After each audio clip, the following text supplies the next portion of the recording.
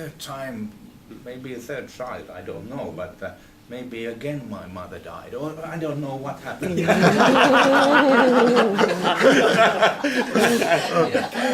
So finished, yes. Adding to this, I think as a general comment on all language learning, not just Hebrew, Daniel made a very interesting point about some people being detail-oriented and actually enjoying learning a morphological, the morphology of words.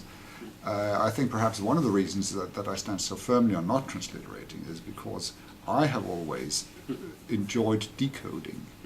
And the mere process of being able to, after learning a new alphabet, being able to decode what is actually written is in itself a pleasurable achievement.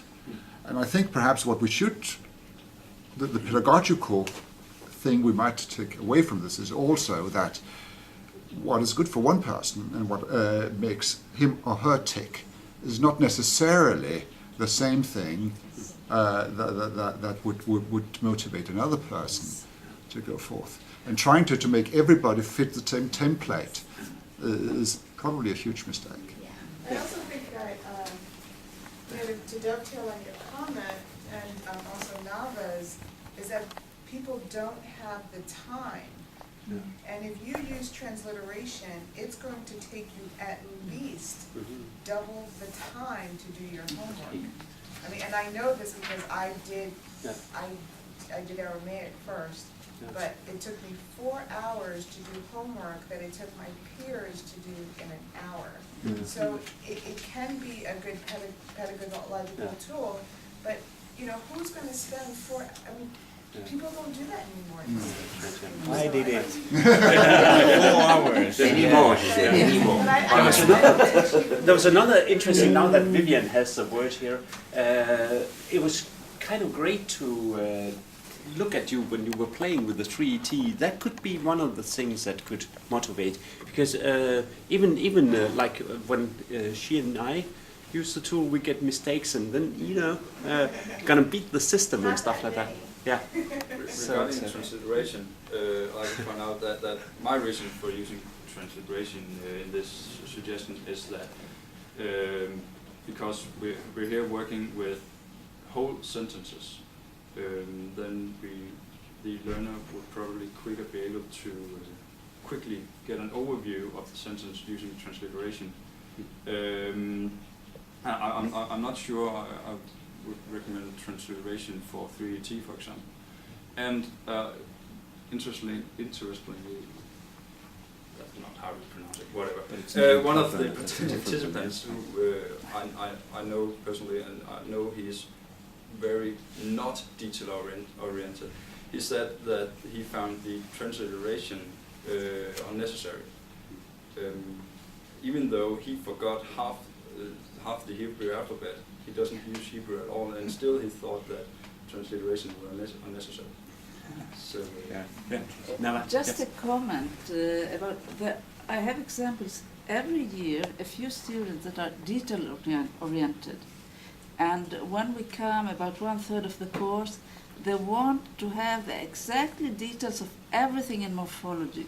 And I tell them, now it's time to swim. You don't think about every motion you do. You have to go forth. You see the whole picture. So, but it's time consuming. That's why. If they will put too much effort into it, you don't go further. Right. Perhaps it is about, if there's an important question about eternity or anything like that, we would not miss it for a minute, but otherwise, first of all, thank you for this is the kind of students you should grow. And then I have a gift for you. You can actually take a break in the underground and then go to Tom Boyle's institute, the London Technology Research Institute, and it will be possible for you then to hear more also about mobile technology, some of the frontiers that they're pushing here in London. So we'll have it'll be an easygoing. We won't run a complete tunneling project for you here, but you can come and enjoy one of the important centres of learning here in London and Britain, and for an hour and a half or something like that.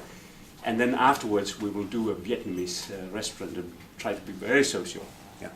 Anyway, so we will probably go with each other in the underground, and we'll start there at 6 o'clock. It's close to Old Street underground station. Yeah, I was assuming I would take you across. Yes, terrific. Yeah, right. Then I don't even have to worry.